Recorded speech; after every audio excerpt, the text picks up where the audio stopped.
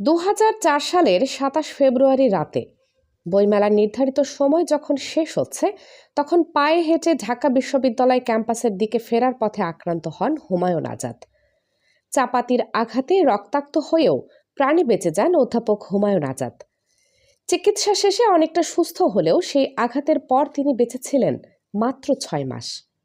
সিআইডির পরিদর্শক লুৎফর রহমান তার অভিযোগপত্রে বলেন, ঘটনার দিন জেএমবি নেতা আতাউর রহমান সানির নেতৃত্বে মিজানুর রহমান মিনহাজ একটি চাপাতি নিয়ে জেএমবির কিলিং স্কোয়াডের সদস্য নূর মোহাম্মদ ওরফে শামীম কাঠের বাটওয়ালা সামনের দিকে 3টি ছিদ্রযুক্ত ছুরি নিয়ে, ভাগ্নের শহীদ ও নুরুল্লাহ হাফেজ বোমা নিয়ে রাত 8টার দিকে বাংলা একাডেমির উল্টো দিকে অবস্থান নেয়।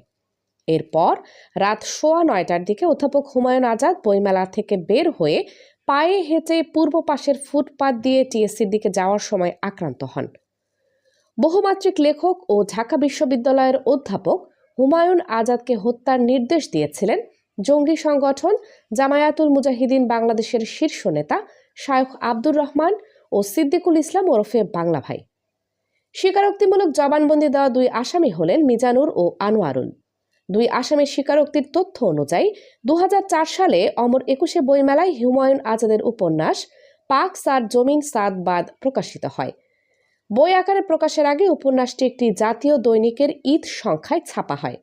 তখন জঙ্গিরা ঈদ সংখ্যাটি সংগ্রহ করে শায়খ আব্দুর রহমানের নজরে আনেন। তিনি উপন্যাসটি পড়ে হুমায়ুন আজাদকে হত্যার নির্দেশ দেন। 2004 সালের 27 ফেব্রুয়ারি রাতে 21 বইমেলা থেকে ফেরার পথে হুমায়ুন আজাদের উপর হামলা হয়। বিদেশে উন্নত চিকিৎসা শেষে কিছুটা সুস্থ হওয়ার পর একই বছরের 12 আগস্ট জার্মানিতে মারা যান হুমায়ুন আজাদ।